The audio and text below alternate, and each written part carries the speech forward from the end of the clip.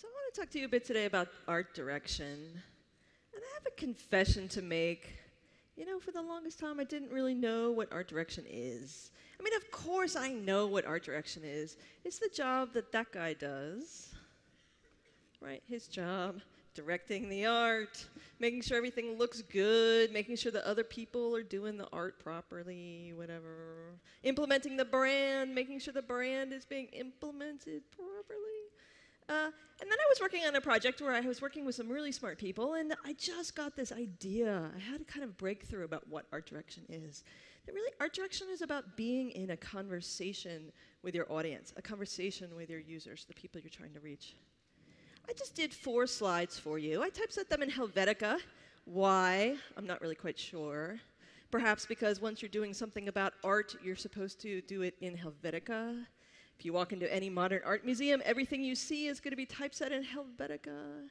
I had an idea, so I put a light bulb, a dorky clip art light bulb up there with yellow, and then I matched the yellow, right? Like, so no matter what you might think of this, and whether or not you noticed it, intentionally, consciously, you had a feeling about it. You had a sense, it was giving you a sense of whether or not you liked me, or whether or not you thought this talk was going to be a good talk.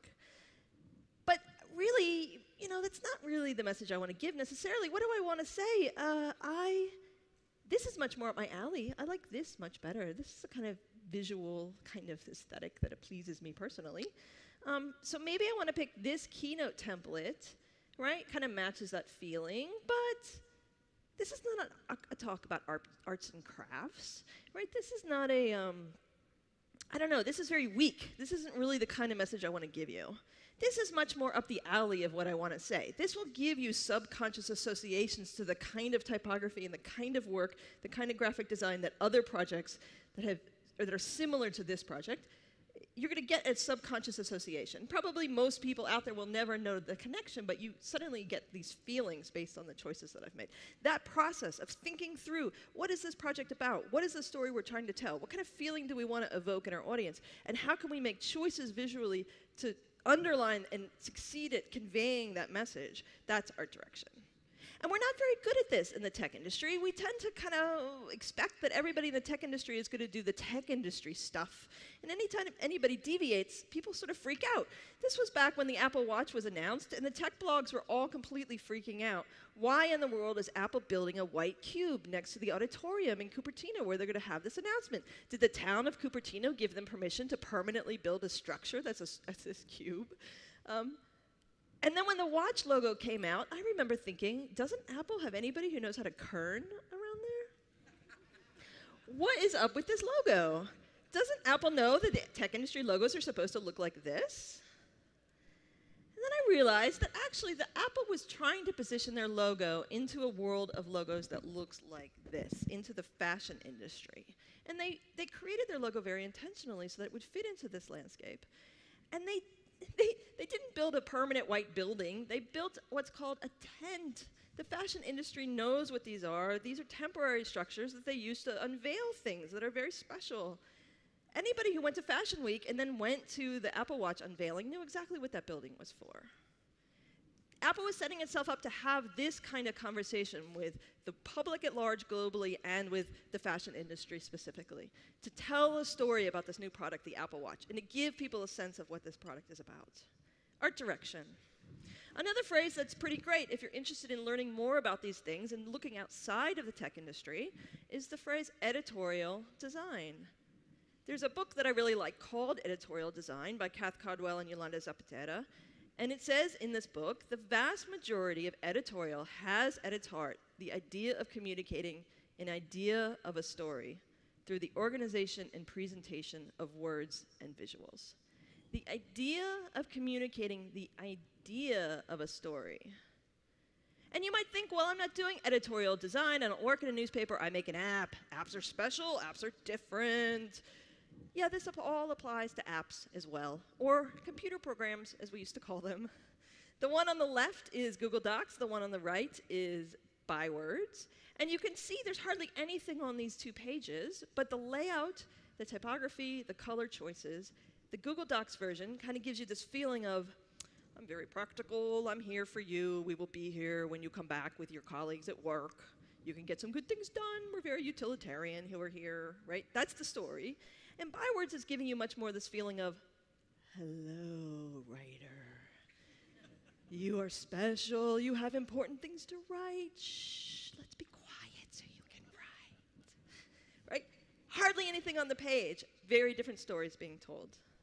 The idea of communicating an idea of a story through the organization and presentation of words and visuals. Here's an example from the book. This is a magazine layout. You can see a few words: China's speed, building the future. You start to get the sense of what this article might be about. Here there's a lot of buildings and columns, and you can see that the actual layout, the way that the photos are cropped, the space between the columns of content, the way the text mirrors the kinds of things that are inside the photographs. It starts to tell this story that, and honestly I've never read this, but I think this is about how cool and important and like successful architecture in China is becoming. And then they show the web version, and that feeling isn't there at all. It's very chaotic. It's very sort of like, we're a website. We need to look like this, even though it doesn't have anything to do with the story that we're telling. Or this, if you saw this drawing going around, your website, we're unique, find out how unique. This is the bit where you talk about how unique is a business and that you're different to all your competitors. Your website looks the same. Or this tweet went around, John Gold, which of these two possible websites are you currently designing? We're so bored right now, it feels like we're stuck in just doing the same layouts over and over and over. And if we're bored, how do you think our audiences feel? They've got to be bored too. I think a lot of what we have been doing has its roots back in the days when 960 Grid became the sort of tool du jour to accomplish layouts, where we came up with this idea that we should always, let's always use a 12-column grid, or maybe 16 columns, and each of those columns should be the same as each other, and that will help our math work out really well. And floats are hard, and CSS for layout is hard, so let's use a tool and make it easier. And then when responsive web design came along, we sort of said, well, how am I going to do 960 grid or 12-column symmetrical grid in responsive context? So these frameworks started popping up. There were a bunch of them, and they all sort of do the same thing. They're slightly different sometimes, and we can nerd out about the differences between them, but basically they give you the same kind of layout. And then came along Bootstrap, and there's others like it. Bootstrap is sort of the most famous of these tools, and it has a grid system baked into it. It's the same grid system. It's the same exact design framework. And then they've got a bunch of layouts that you can choose from. You know, it's this multiple choice thing. You just, hey, you need a layout, you pick one. I don't think that layout should be a multiple choice question, though. I think there's many, many other things that we can do. And I think that your project should have layouts that make sense for your project. I think layout should be an essay question. And I think that we really want to separate our tooling needs from our designs, from the design process.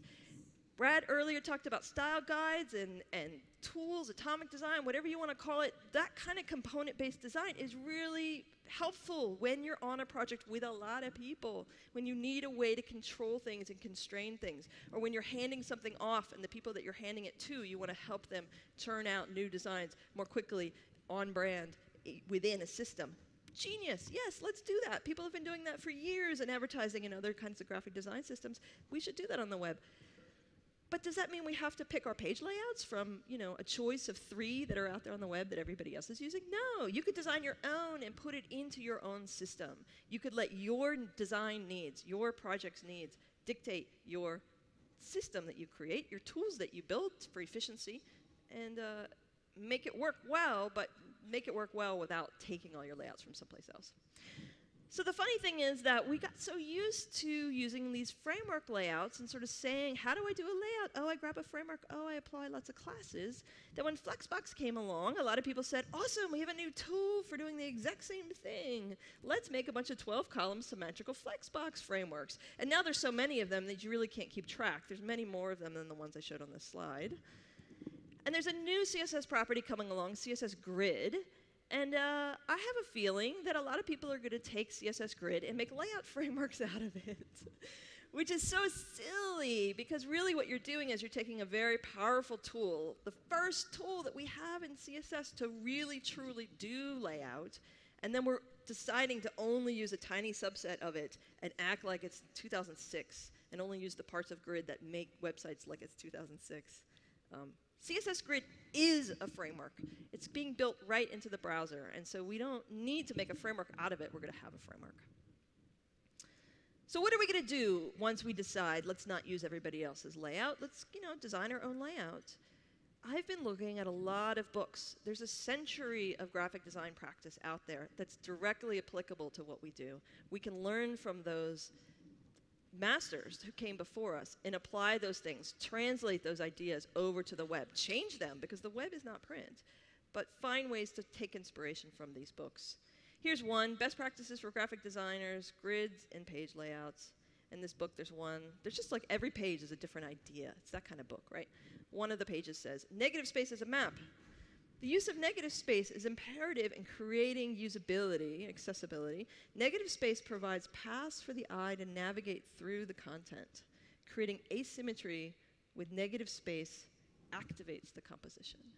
You can create some kind of like active feeling in your work. You can guide your reader as to where you want them to look next by using negative space. We haven't had negative space on the web. We've been using floats for everything. I think of floats like a bathtub full of thousands of bars of soap, where all those bars of soap are like rejiggling, trying to reach the top of the water. And with responsive design, it's like you just change the shape of the bathtub and the soap bars rearrange themselves and they're all crammed up against the top. CSS Grid is completely different. You don't have to have everything crammed up against the top of the page. We can start to actually have white space in our designs. Here's another book, Layout Essentials, 100 Design Principles for Using Grids. Create an oasis. To present a sense of authority and focus attention, less is indeed more. Space allows the viewer to concentrate. A sense of authority and to focus people's attention. Wow, oasis, everything on the web is so busy. There's an amazing feature coming. Here's the official timeline. We got the no layout, which was followed by table-based layouts, which Jeffrey talked about earlier. Hand-coded float layouts when you're trying to figure out how to do the Holy Grail. And frameworks came along and they really did give us more possibilities in less effort. But I think all of those are eras that are going into the past. And in the future, a future coming very soon, we're going to have a kitten unicorn running around with a star on its horn.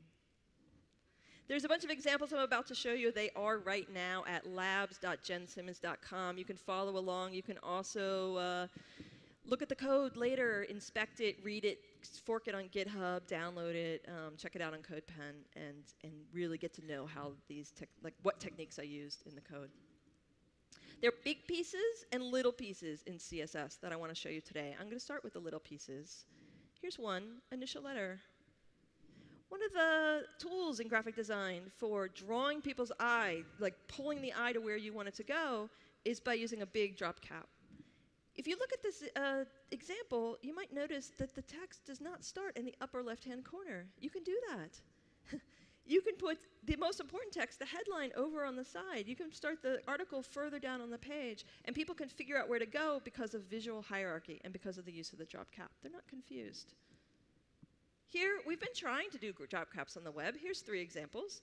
The one on the left is kind of obviously off. The Guardian in the middle, for those of us who do care about things lining up, you can tell it's not lined up, which drives many of us crazy. Other people don't notice, but still, it's not quite right.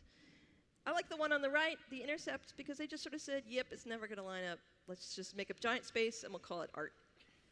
That's as good as we're going to be able to do. It doesn't work because you can isolate the letter using the first letter pseudo element. That's not a problem.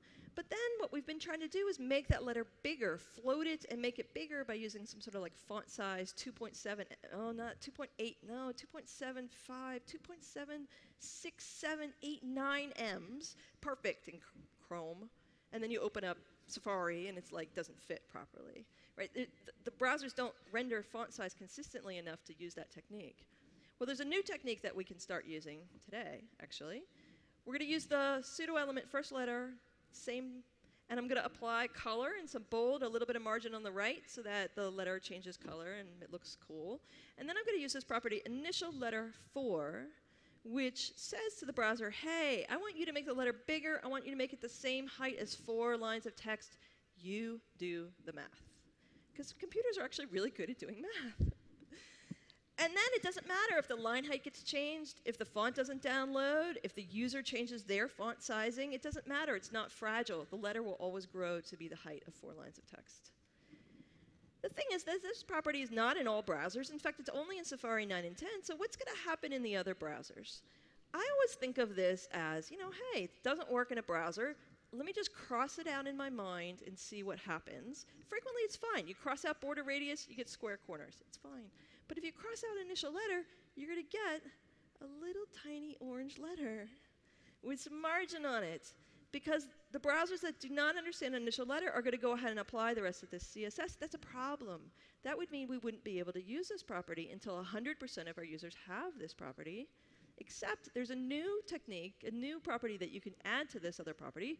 It's an at rule. It's called at supports, where I can add a conditional in CSS. I don't need to get Modernizer involved. I don't need to use JavaScript for this. I can just do it in the CSS directly. At supports initial letter or WebKit initial letter. You can use an or. You can also use ands. Because I need to test for both. Because right now, Safari supports the WebKit prefixed version. I'm going to test for both. And then I'm going to say, hey, if you support this, then I want you to run this code. If you don't support this, skip over all of this code. And if you don't know what at supports means, because there are browsers that don't know what at supports means, like Internet Explorer, you know what IE will do? It will just go, I don't know what that conditional is. I'm skipping the whole thing. And it will do exactly what you need it to do. It will skip the entire block. It's pretty great. Feature queries is what that tool is called. At supports property and value. You need both. And then you just put your CSS inside. It's a lot like a media query, right? Only this is testing for whether or not CSS is going to run. And I think that this is going to be really important as we start to use CSS Grid next year. We're going to go ahead and do a layout for browsers that don't understand Grid, older browsers. And then inside an at support statement, you'll be able to say, hey, here's all the stuff for Grid. There will never be a browser that understands Grid and does not also understand at supports. Every browser that understands Grid will understand at supports. So those browsers can go ahead and run that code. And every other browser, whether they don't know Grid or they don't know at supports, it doesn't matter. They'll skip the whole block. And it will work really well. I wrote a long article about this and exactly the details of how to make this work, even though IE still exists. It's on a Mozilla blog. You can go to it and check it out and see the details step by step, exactly what's going on. Viewport Units is another one of my favorite little new properties. Although some of these I keep saying new, but a lot of them are really not that new. They're just new to us still. Here's an example. I've got this header with this picture of dirt behind the header. And no matter what the viewport size is, that header loads the size of the viewport window. And when a reader scrolls, the article is right there below the fold, so that they're not confused. I didn't somehow guess what the viewport would be and make the header be somehow maybe way too big or way too small. I'm asking the browser to make it be the height of 100 VH. That's the code there, height 100 VH. I also threw a display flex at it because then I can put a margin auto on the H1 and I have vertical centering on my text. 3 lines of CSS and I get something that was previously completely impossible. Really, anywhere that you've used M, a rem, a percent, or a pixel, you can instead use VH for viewport height, VW for viewport width, or Vmin and Vmax, which will look at the two numbers and it will pick either the smaller or the larger of the two numbers. You can set your typography using this, although you should be careful and make sure it's still accessible. There's a lot of blog posts out right now. There's a debate about how often to use this or not. You might want to mix it using calc with some real font sizes to keep it better for people who are users who are enlarging their text or shrinking it. Or just be careful about where you use it. You can also size boxes and things inside the viewport using this property. And what it means is that, all those meetings you've sat in where people are like, I need my thing to be above the fold. No, I need my thing to be above the fold. No, I need 17,000 things above the fold. It's not going to magically make more space above the fold, that's for sure. But it does mean for the first time we actually can predict where the fold is. You could have something, maybe some people scroll and 3/4 of the way down the page you have this kind of panel that is magically the exact same size of the viewport. And you put a data visualization inside that panel. And depending on the size of the viewport, you can resize and morph around that size of the data visualization by using media queries and viewport units. We can do things in response to the size of the screen responsively by using viewport units. Object fit is another one. You know, when you put an image on the page back in the day, the image would just be the size of the image. This is when things were simpler, a time when life was simpler. Now, everything's responsive design. So we get here this image that's going to grow and shrink. I've set this one, I think, to 50% of the width of the container that it's in. What happens automatically, though, is that the height is going to shift as the size shifts, the width shifts. So as it gets bigger, as it gets wider, it also gets taller. As it gets narrower, it gets shorter. And sometimes that's great. We've done great designs using this technique. But there are people who get really frustrated with that. And there are reasons that you might want to, especially using Flexbox and Grid, you might want to start having both dimensions set in some way, that it's squishy one direction and it's fixed the other direction. So what happens if I do that in CSS today? Well, I don't constrain the aspect ratio, and I end up smushing poor Grace Hopper's face. And that's completely unacceptable. So what can we do instead? You know, this is not going to work, but what I can do is take that same code, 50% wide, 400 pixels tall, and apply object fit cover, which tells the browser, I want you to crop this photo. I want you, by default, it's going to crop it to a center point. It's 50% right in the middle, 50% in both directions. You can actually also use another property and move that center point. It's not always going to work. There are plenty of times when cropping an image would be sacrilegious, and you absolutely don't want to do that. But there are also plenty of times when this would work really well. Here's the code for that, object fit cover. And here's an example where I sort of combine a bunch of these things. So no matter what size the viewport is, you can see that half of the opening kind of, it's like a cover in a magazine. Half of it is going to have her photo. The other half's going to have the headline for this article. And then when you scroll, the article's right there. I have a drop cap. And I'm using a little bit of multicolumn to put the article into 2 columns. Here's a demo. I've got this up at labs.jensimmons.com that shows you the other values that you can use with object fit. There's ones like object fit scale down, object fit none, and they do different things depending on whether the image is bigger than the size of the container that you're putting it in or smaller. I think they're going to be really handy going forward. Clip path is another little property. You know, how many people did graphic design in the era of paste up before desktop publishing, right? Yeah, I was there. That's how I was trained. It was very, very, very hard in those days to make things perfectly straight or perfectly square. It was just up to you, your skill with a ruler and X-Acto knife, with wax or glue of some kind, and with a drafting table. You had to make it straight.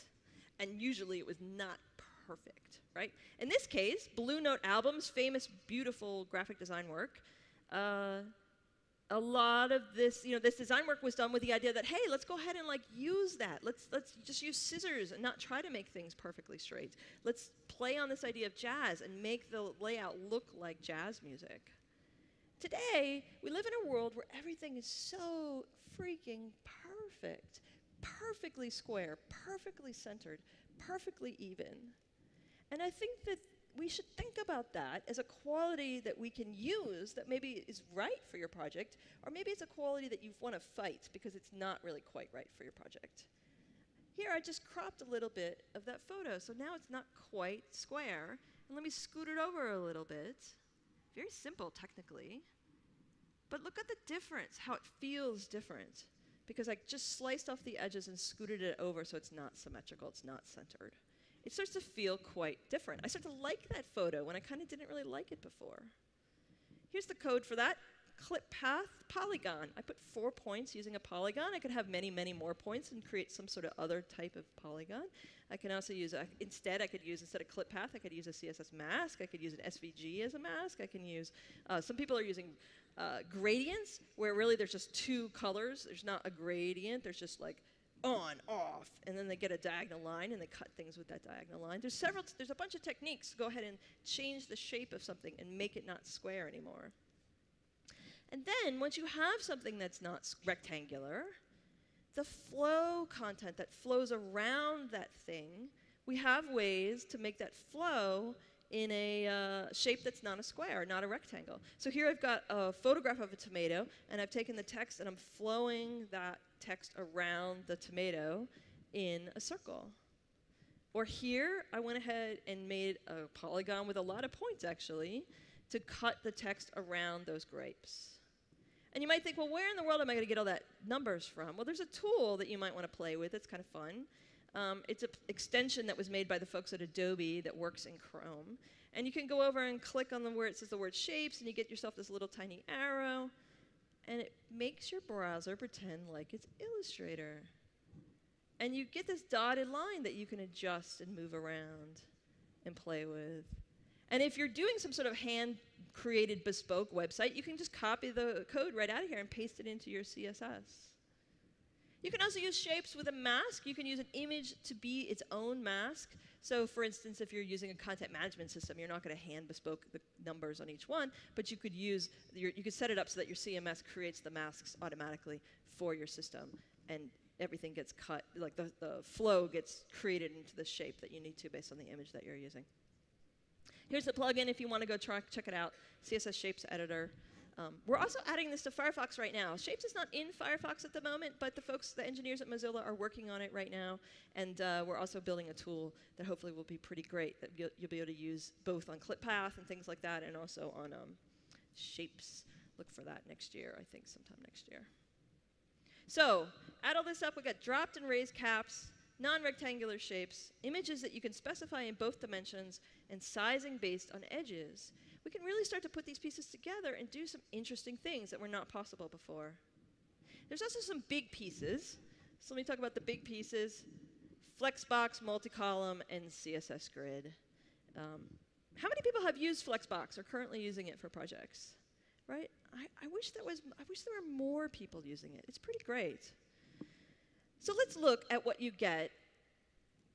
So often, we sort of constrain our content to fit their technological constraints. But let's say we want to do an image gallery, and we're not going to constrain our images. We're just going to go ahead and let our images be randomly whatever they are. I grabbed all of these off of Flickr. They're just beautiful photos of wilderness. They happen to all have very different sizes and very different aspect ratios. I tossed a little bit of CSS at them to make them all the same width, and they're just sitting there in a long list, the way that things do when they don't have layouts. So let me float them. That's what we've been using for 10 years, 15 years to do CSS layouts.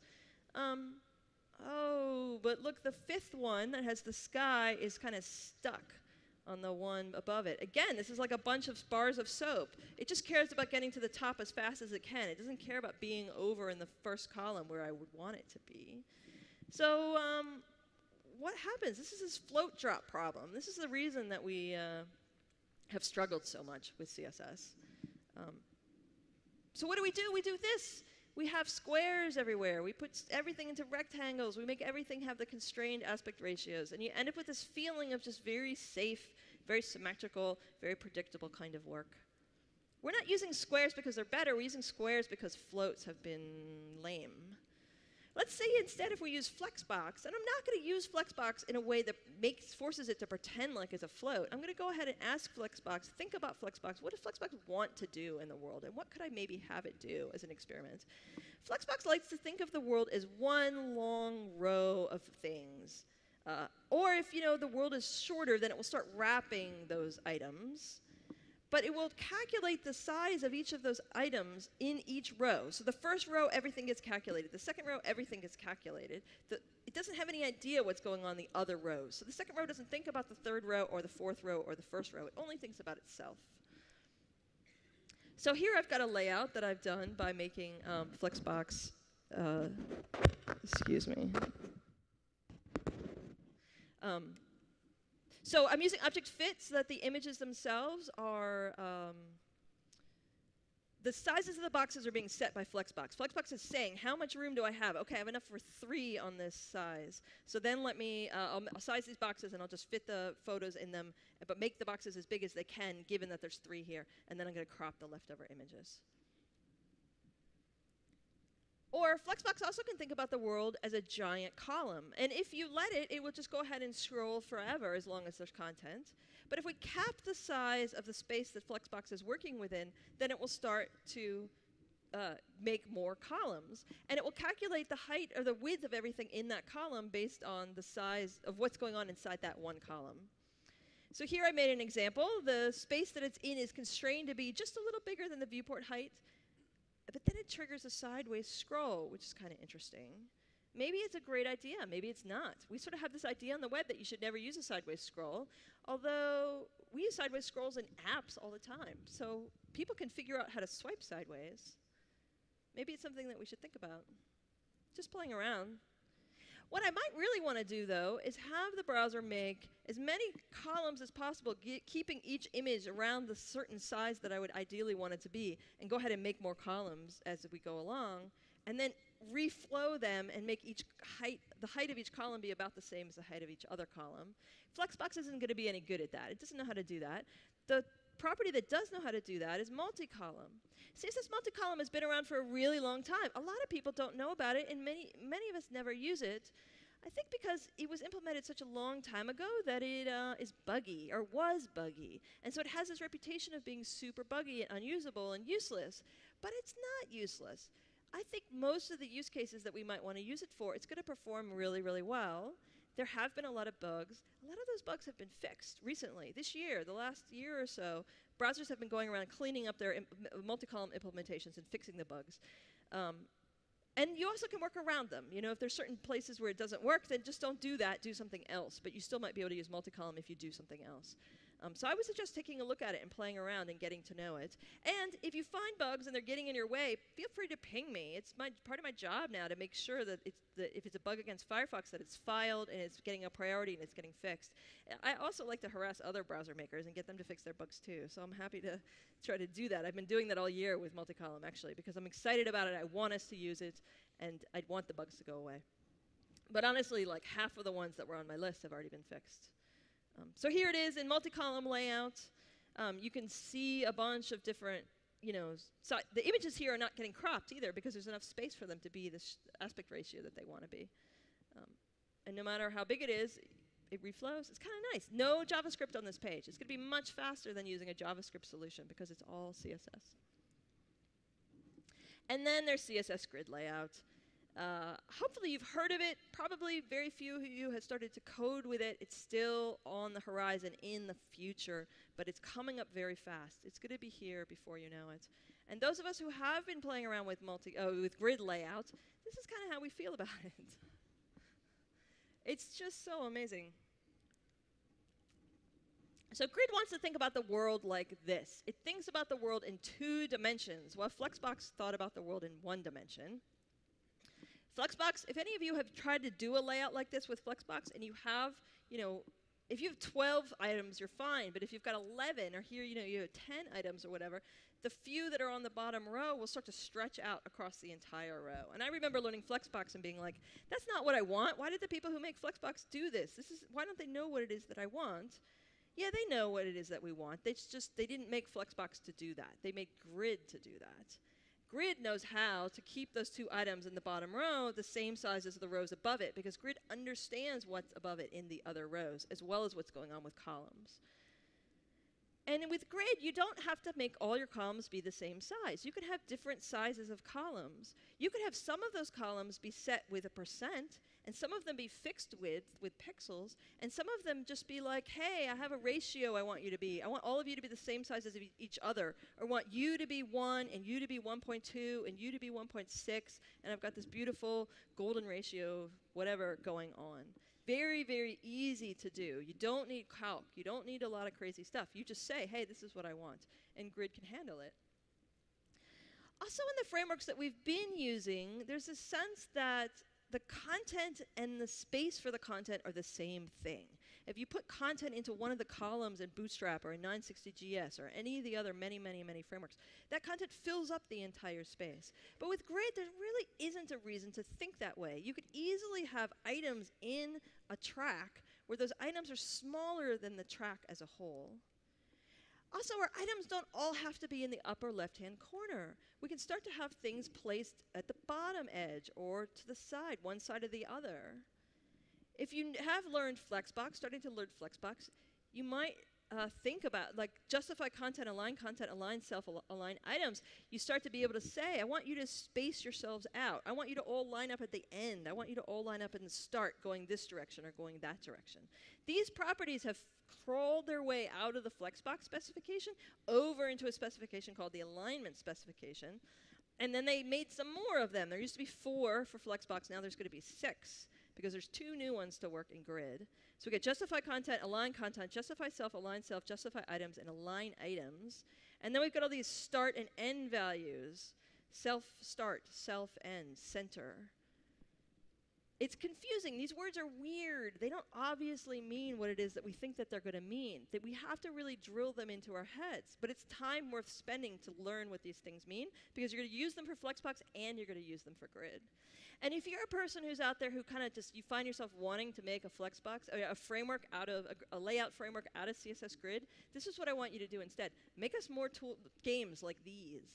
These are 2 games, and I suggest playing these games if you haven't already. FlexboxDefense.com and FlexboxFroggy.com. They're like a fun way to just drill these values, these alignment values, so you start to remember what they actually mean. And I think we need more tools like this. We need more helpers to help us learn these words, because they're kind of a lot to learn. This blue box, I've placed this into what's called a grid area, this group of 4 cells, and I've told it to center itself into the area that it's in, both vertically and horizontally, which means it doesn't really line up on the grid anymore, not the lines that we've made.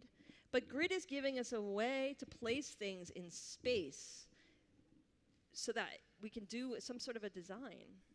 We don't have to have the top row full of anything. We can leave that top row, we can leave a bunch of rows completely empty, and Grid will still keep that space. This is how it is that we're going to be able to do white space.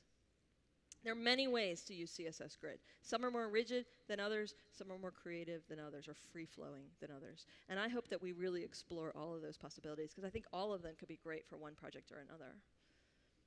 One way to use Grid, though, is to explicitly place items. So you have an item and you say, hello item, I want you to be in this particular place. I want you to go into this column and this row, and go from here to here on the column, from here to here on the row.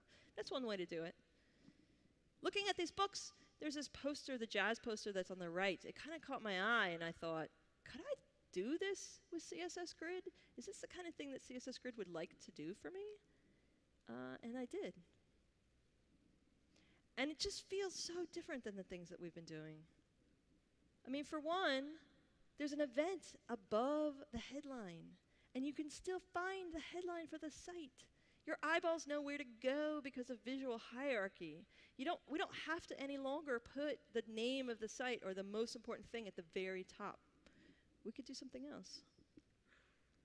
The first thing I did with this example is I typed up the content from the poster that was in this book. And I figured out what my HTML should be, what the semantics should be to that HTML. The first thing that should come is the logo, then the name of the site, then spring 2017, then, hey, I put the word schedule of events in there, even though it's not on the poster and it's not on the web page, any place that there's CSS running. It only exists in the HTML only experience. And you might think, why would you bother with an HTML? Your CSS is going to fall off at points. And you think, who doesn't run CSS? Nobody turns off CSS. Yeah, nobody turns it off on purpose. But there are situations where the CSS doesn't do anything and only the HTML runs. For one, people who use screen readers. For 2, search robot engines. 3, anybody using a tool like Instapaper, Pocket, Readability, saving things later to read them later on their smartphone, on the train or something. 4, anybody who in the future might be using something like Alexa or Cortana or Siri. I really expect that one day we're going to wake up and one of those talking robots is going to start reading web pages aloud to us. And it's a good idea to go ahead and make sure that your HTML makes sense. This is also the beginning of your mobile experience, right? We could start to put some styling on this, maybe change a few things, but in general, this starts to be what our skinniest, simplest version of our layout is going to be. So it's worth it. And this is where I think the constraint should come in. Having a constraint is a great thing for a designer. Let the order of your content and the semantics of your content be a constraint that you never violate, that's just the thing. If you can't do your idea without changing your order of your markup, then you're doing it wrong. You should be able to do it without changing your markup. So then I did a layout with CSS floats. So here it is. It's got a float drop problem, but you know what? Actually, if I can get over my nerd reaction of like float drops bad, float drops always bad, bad. If I just go, hey, does this look good? You know what? It starts to sort of feel like jazz. It starts to feel like maybe this is an appropriate layout. Or maybe I could spend some more time here and add some clear fixes, but that would require a bunch of divs, and maybe I do or don't want to do that. But I could figure out some ideas of ways to change this if I wanted to spend more time on it and make this layout better. I could. And then here is my grid-based layout. And it's funny, where grid, if you put floats on objects, on elements that become grid items, you don't even have to take the floats off, because grid will just ignore them anyway. Anything that's floated that is a grid item, it doesn't get floated. It gets unfloated when grid starts. As soon as grid gets its hands on it, it removes the float. So like I said, grid can be used in many ways. At one end of the continuum, you place each item into a specific place. And on the other end of the continuum, you sort of let the browser lay everything out for you with this thing called the auto placement algorithm. You can also do a combination of the two. Here's an example where I have not told it where to put anything. I've just said, I need a grid. Here's some stuff about my grid. You place the content. And it just says, great. I'll take the first one and put it in the first cell. Take the second one, put it in the second cell. Take the third one, put it in all the way down the stack. Really simple layout, responsive. Right, here's the markup for it. It's a bunch of images. They happen to be wrapped in figures. I didn't have to, but I did. And then here's the CSS for this example.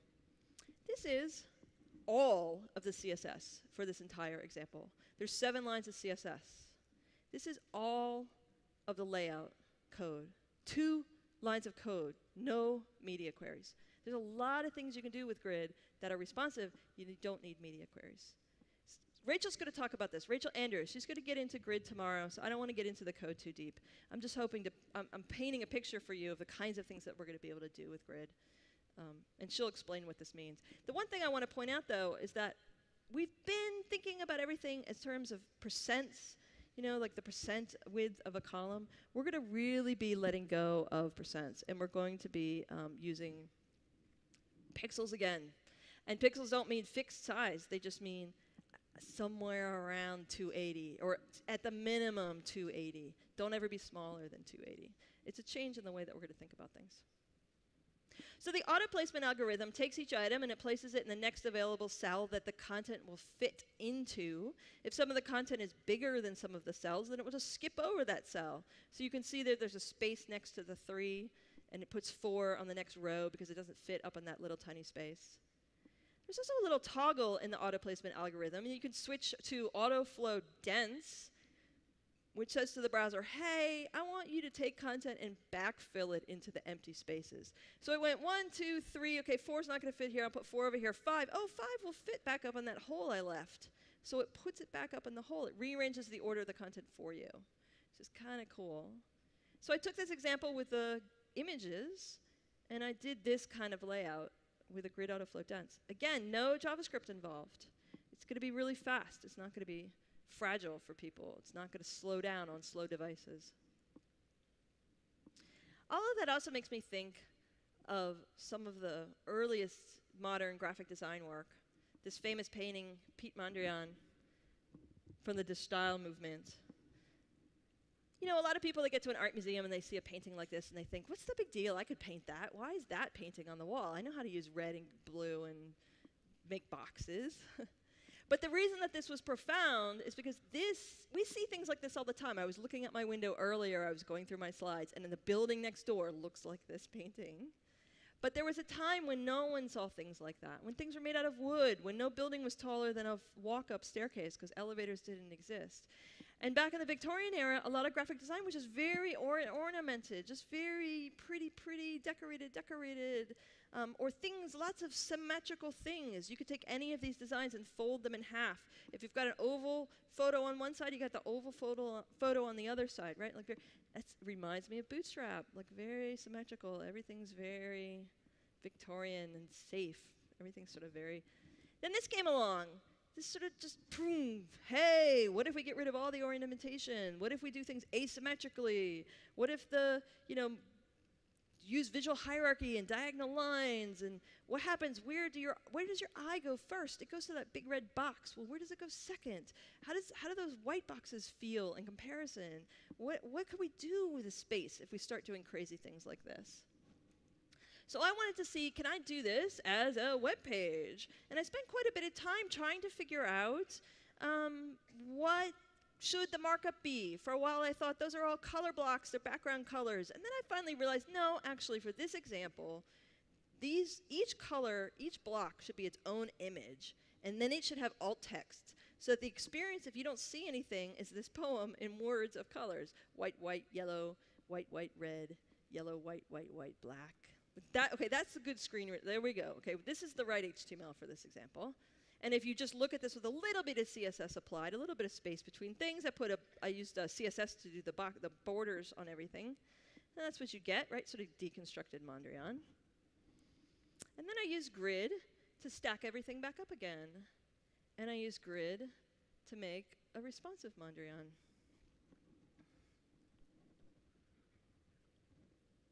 And I think it's really fun to look at. I mean, what if that was a newspaper homepage or a section page, and those were each teasers to articles? What is it like to have things sort of rearrange themselves? What is it like to have things, I don't know, what do we get out of this kind of design? Those are the questions that people were asking back in the 1920s and 30s. I think those are the kinds of questions that we want to be asking now. I'm also pretty enthralled with this work. There are quite a few graphic designers, typographers, really. They were all typographers in Europe in the 20s and 30s and onward. Taking inspiration from each other, they each had there were a bunch of different movements with different names and different manifestos in different countries. But they really were influencing each other and later influenced quite a bit of what we have today. I just think that they're beautiful. This one's my favorite one. So I thought, well, what can I do with the top of Jen Simmons, the labs page that I've got? This is my default layout. If you're using a browser that doesn't support Grid, this is the layout that you get. I could have styled this up. I could have put some color and things in here, but I decided to keep it simple for people who have normal people browsers. And then I applied Grid to do some layouts. I'm using writing modes to switch the of Jen Simmons text to be perpendicular to the other text. And then I used transform rotate to rotate the entire block when the screen size is big enough. I'm rotating at 45 degrees. So the CSS is not very complicated. It's not super fragile or anything. And I'm able to do a layout that is sort of a throwback to the original movements that led to modernism, playing around with what's possible. What do we want to do? So where is Grid? If you're excited about Grid now, you're thinking, well, when in the world am I going to get to use this? Most things take 3 years to come out. Are we starting now? Oh, I don't know, get to use it in 2020? That's not very fun. If you look at can I use, it seems kind of bleak. The future seems very depressing. But I'm here to tell you that actually Grid has been worked on for years now, and it's almost finished. The thing is, you didn't know that because it didn't come out in 2012 with a prefix and get changed 14 times and drive you crazy and break your code. We haven't been using it for the last 3 years trying to make it work the way that we did with Flexbox, if you remember the nightmares that we had with Flexbox. After Flexbox, the folks who make browsers said, yeah, we're not doing that again. We're going to go ahead and implement all of this, but we're going to implement it behind flags. So there's all the browsers listed in the middle. You have to actually go into a special setting someplace in your own personal copy of that browser and turn Grid on. And you could do that right now if you know where those places are. Normal people aren't going to do that, which means none of us have been able to ship Grid in production websites, which actually is a good thing because it means that work was able to be done. Things were changed, names were changed, gaps were added. Grid does just work right now in Firefox Nightly and in Firefox Developer Edition. If you want to just download one of those two browsers and not even bother flipping the flag, you can go ahead and check things out. There's no way to get it in regular versions of Safari today, which means there's no way to get it on any sort of iOS device either. And it's on its way in Edge. The newer version of the spec has not, the work hasn't been, ping Microsoft. Go vote on their user voice system and let them know how important it is if you're interested in seeing Grid in Edge as fast as possible. That will help the people who over there at Microsoft who are super excited about it and they want to go ahead and implement it to be able to implement it. The remarkable thing, though, is that right now there is a version of Grid in Internet Explorer 10 because the folks at Microsoft wrote the spec in conjunction with other people, and they implemented it in IE10. When IE10 came out, way before everybody else. So you can write code using an MS prefix that will target IE10, IE11, and all versions of Edge. I don't know that that's going to be helpful for us, though, because it's different. It doesn't have all of the abilities that Grid has. And so next year somewhere we'll think about whether or not we want to use it. Meanwhile, I've been turning off auto prefixer and I've been pretending like it's not in IE, but it is in there. But like I said, Firefox Nightly, you can go to nightly.mozilla.org and download it. It's an experimental browser. It updates itself every couple days. It might be buggy. Don't freak out. Things might be broken. Don't freak out. It will update itself a couple days later, and then it'll be unbroken. That's what the Nightly browsers are for. They're not even alpha browsers. They're like pre-alpha browsers. But there's also this tool that my colleague Poch and I made for you called the CSS Grid Inspector. It's a plugin for any of the Firefox browsers that will give you this little button in the upper right-hand corner where you can then turn on the grid lines, and you can see what's going on with the grid lines, which is really helpful. Because when you start to code grid, lots of times you're not sure whether the items are placed in the wrong place or whether you wrote the grid itself incorrectly, and you can't figure out why things aren't where you want them to be. And being able to see the grid lines helps solve that problem very quickly. So then, what's the process going to be once we're able to do all these different kinds of designs? This has been our process for a really long time. Choose one of the following layouts. What are we going to do if this is not our process? This is the technique that I've been using. So the first thing to do when you're going to design a page or a page template, hopefully you're designing an example of a page, is go get yourself some real content. Figure out what your content types are. Figure out what your fields are. Figure out if it's a system where people are adding content, how is that content, how can you control the way that that content comes out and have your event date and your event title and your event description be structured and come out in ways that are consistent so that you can lay them out in different places. Or even an app. What kinds of, the app is going to be dynamic, but let's just make up an example of how the content will come out. What will your HTML be once it comes out in one version of itself or another? And create an HTML file. Set the source order. I actually really enjoy this process as a designer because I find myself having these philosophical conversations about, is this an unordered list or is this an ordered list? And that ends up informing my design, actually, interestingly enough.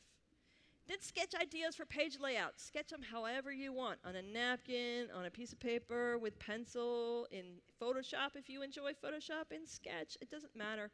Sketch your ideas to whatever kind of resolution you would like to.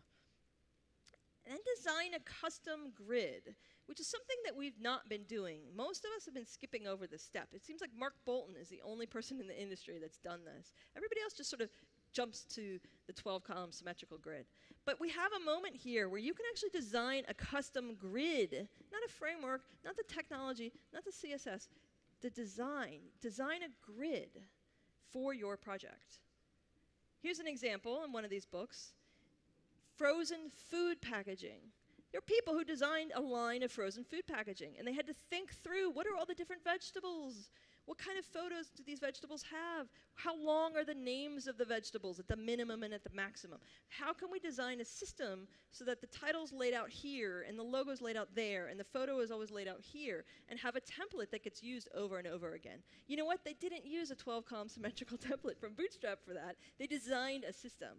And they said here, a large part of our initial project time was spent examining, organizing, and considering the entire line as a whole. We adjusted, nudged, pushed, and fussed over our grid until it worked for every single contingency. Designing a system, a grid itself that's going to work. Or here, another case study. We're very pleased with the result, and we can't stress enough the use of an odd rather than even number of columns. This small detail made all the difference. You could use 11 columns instead of 12 and see how that changes your project. See how it is that how it feels different. There is a tool, because Mark Bolton has been advocating for this for quite a while, and he and his team, Mark Bolton Design, built a tool called GridSet App. You can go to gridsetapp.com, and it will spit out float-based CSS for you, both Sass mix-ins if you want to use those, or classes if you like applying classes. And you could start using this today. In fact, I use this on the webahead.net and on jensimmons.com because I've wanted for a long time to be able to design custom grids. You're not going to have rows in any way, but you'll have columns. You also could use this tool simply, and you can see it there in the screenshot of the computer. It's like a drag and drop tool for messing around with numbers and just seeing rather than sitting there with a calculator and a pencil and a ruler. And to get to a place where you like what's going on. He's also got a bunch of examples here, different kinds of grids, and what you might get with them, how they feel to have a compound grid, to have an asymmetrical grid. And there's a bunch of blog posts there as well about grid theory and design and how it is that we might want to use grids in our work. And then apply CSS to the HTML that you have. Write your own layout code from scratch. And today, you could start prototyping in Grid today. It'd be a great way to learn it. Then show it to everybody as they're reviewing your prototypes using Grid by using a browser like Firefox Nightly or Chrome with the flags turned on, any version of Chrome with the flags turned on. Start getting into the habit of it. And then if you need to rewrite it for floats, then that works too. So here's my advice. This is how I've been working for actually a very long time. And this is natural for me. And as I start to really try to play around with layouts, this is the process that I use. So how are we going to be able to use this technology, any of the technology, not just Grid, but also Object Fit, Clip Path, Flexbox as well? How do we use any of these things if they're not in 100% of the browsers that we support? How do we use them when IE still exists? I think we get stuck on this question, and we get into this place where we think, I can't use that because IE exists. I can't use that because I care about my 5% of users that have old browsers. I care about those users too. Those are really important users. We need to care about those users. But we get stuck because we have this idea that things either work or they don't work. We either use them or we don't use them. And this is our matrix of choices. And I want to use it because if it worked, I would. That's where this unikitten lives. But, IE. So it doesn't work. And if I use it when it doesn't work, I'm going to get fired or I'm going to get covered with bugs. So that really just leaves me with this one option. It doesn't work, so I can't use it. But the problem isn't that IE exists. The problem is that we think that this is the matrix of choices that we have. And it's actually not. It actually works like this. You can use something and not use it at the exact same time. It works and it doesn't work at the exact same time. It's quantum CSS. And that's where the unikitten lives. And you can join us with the unikitten in this box. That's the nature of CSS. It's how progressive enhancement works. And Jeremy will be talking about this later, Jeremy Keith. Maybe 35% of your users have a browser that don't support CSS Shapes. That's okay. They'll see a square. Other 65% can see the kind of cool, flowy thing that we think is better. But, it's fine if they don't see it. Here, 95% of the people will see the example that I showed you with the big dirt. 5% will see the other thing. You don't have to hold your entire audience hostage until those 5% of people don't exist. You can let those 5% of people stay in 2003 while the rest of the people get a different experience. Or here, only 12% are going to see initial letter. The other 88% are going to see, they have no idea that they're missing a drop cap. Well, or here, okay, so 0% of people, normal people with normal people browsers, are going to see a grid layout. So it's probably too early to put a lot of time and effort into shipping into production a grid layout. But I think that's going to change quickly. I think by April or May, we're going to have 55 to 70% of browsers with grid. So of users, 55 to 70% of users will have a browser that supports grid. It's going to happen quickly. All of the browser makers are working on this right now. And I think the other ones that take a little longer will be also sometime in 2017. So I think I think the industry is going to be like, what just happened? Things used to take 3 and 4 years to come out. Why did this only take, 12 months? I have a presentation all about how to write progressively enhanced CSS where I show you exactly what the tools at hand are and exactly how to write CSS that's going to work that way. You can check it out. It's up on my website now. Or you can also check out, I did a presentation last year also about layout with a lot of other examples and other properties that can do amazing things. And again, labs.jensimmons.com is full of examples. Everything I showed you today is there and a whole bunch more. I'll also be adding many, many, many things to this page. I really think this is a time to experiment. It's a time to mess around, to play, to see what we can do. And it's a time to really start figuring out how to change what it is that we're going to ship in production.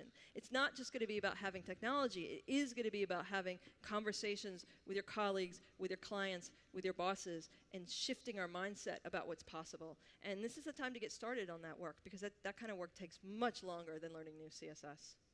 And like Jeffrey mentioned, over the winter, I'll be building this website, layout.land, to be a gallery of inspiration where you can submit the things that you've done, examples, playing around, trying things out, and you can surf through galleries of other people's work and see what it is that's going to be possible. Thank you very much.